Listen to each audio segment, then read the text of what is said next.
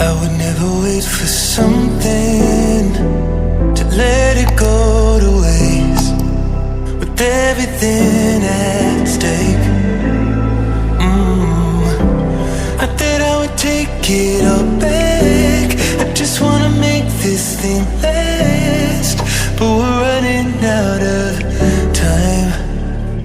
We were doing alright, holding on, but I'm losing the